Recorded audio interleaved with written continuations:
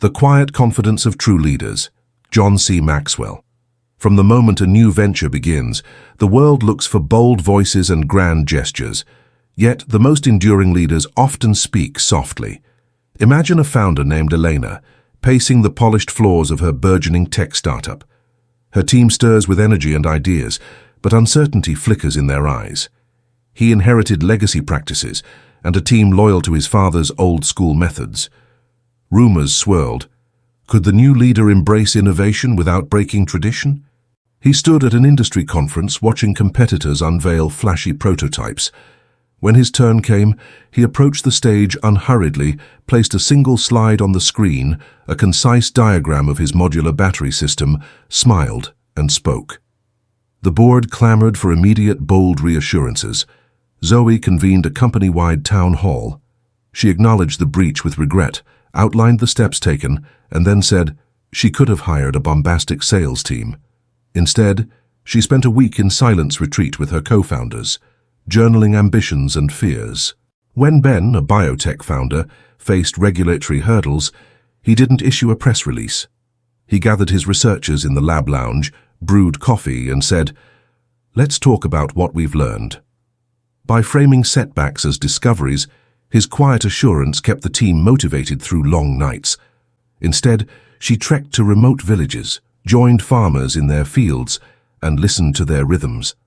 Back at her desk, she coded features that mirrored real harvest cycles.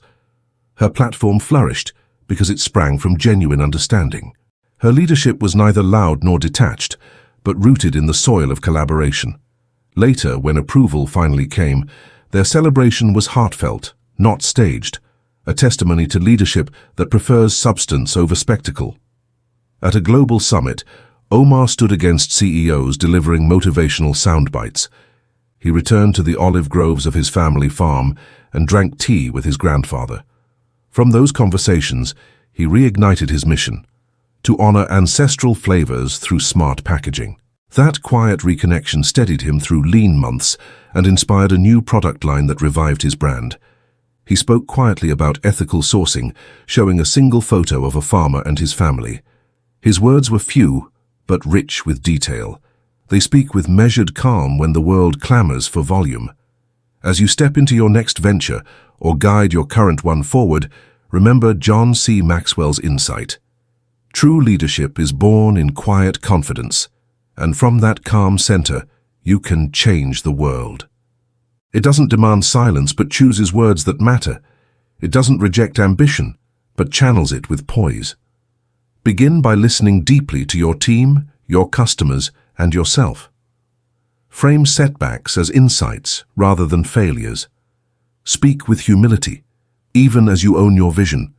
Build rituals of reflection alongside rituals of action. It doesn't ignore challenges, but meets them with steady resolve. He invited attendees to meet the farmer after the talk. That personal touch created lasting partnerships that no flashy keynote could match. Returning, she shared her reflections in an intimate dinner. In Sydney, Claire's wellness brand confronted a PR crisis when a supplier's practices came under scrutiny. You ignite commitment not with clamor, but with clarity. You turn distractions into discoveries and crises into catalysts. Over time, that gentle force reshapes cultures, ignites innovations, and builds legacies that resonate far beyond any single stage or headline. He invited local artists to a demo, observed in silence, then asked them, "How can we honor your traditions in this world we build?" Their feedback reshaped the game in subtle ways that resonated deeply.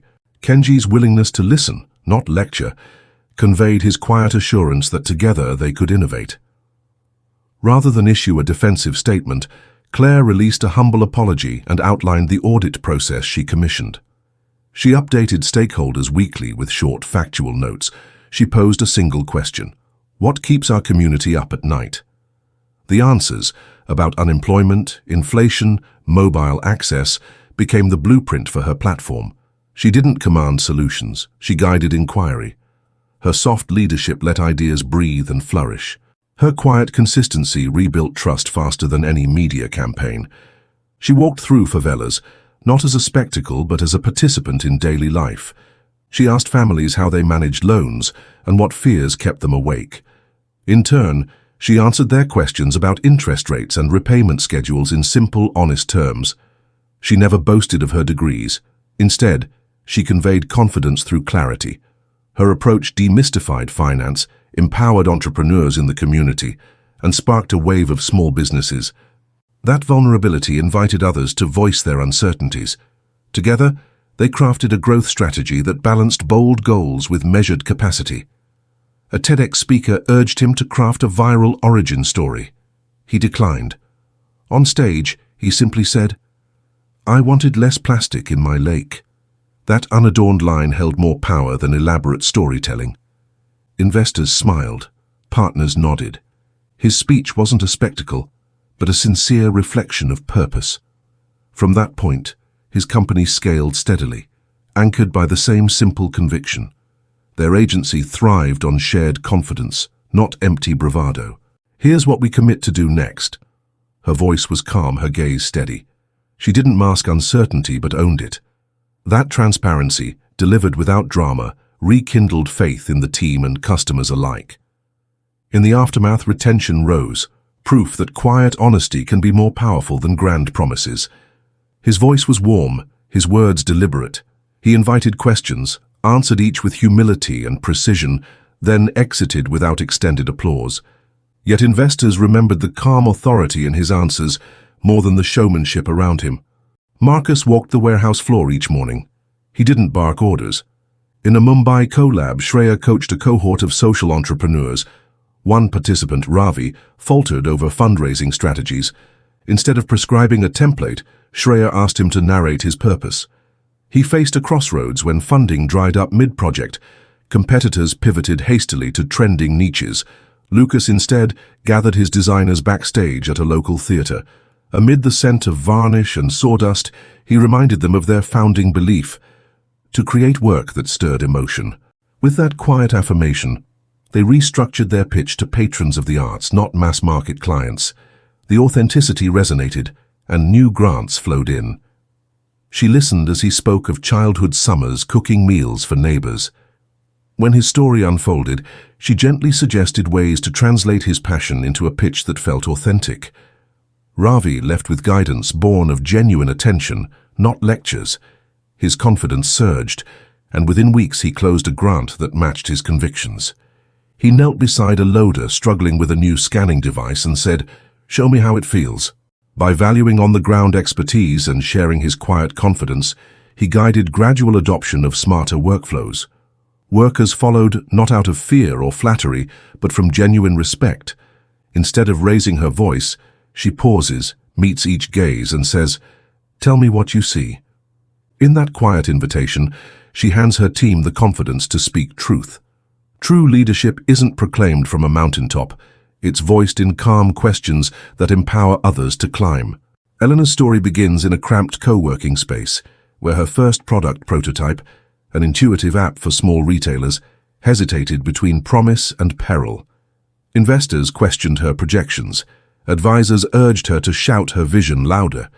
But Eleanor refused hyperbole.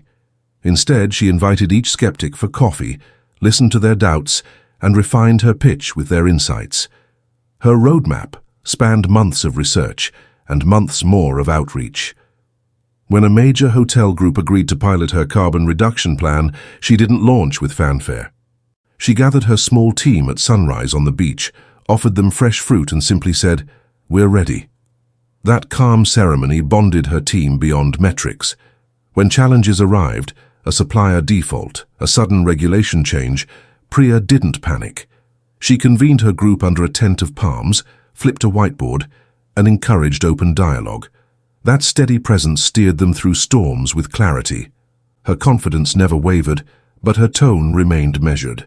Through that gentle conviction, she won not only funding but advocates who felt heard. Across the country, Marcus was launching a family-run logistics business. In a seaside town, Priya opened a boutique consultancy for sustainable hospitality. Confidence doesn't roar, it resonates.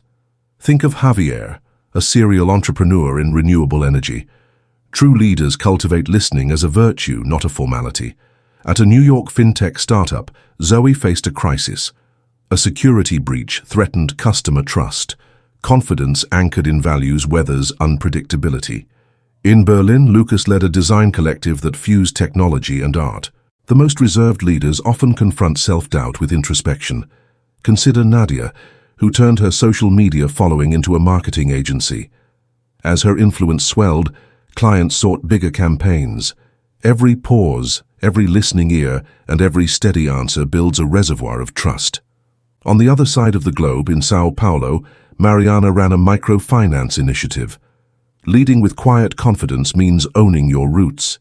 In Vancouver, Aidan built an eco-packaging startup from his garage. Confidence without listening is hollow. Lily launched an agricultural platform in East Africa. She could have imposed her code-driven solutions. When the world demands flash, true leaders offer substance. Resilience grows in silence as much as in triumph. Confidence soothes fear. In Tokyo, Kenji led a VR gaming startup into uncharted markets. His team worried about cultural fit.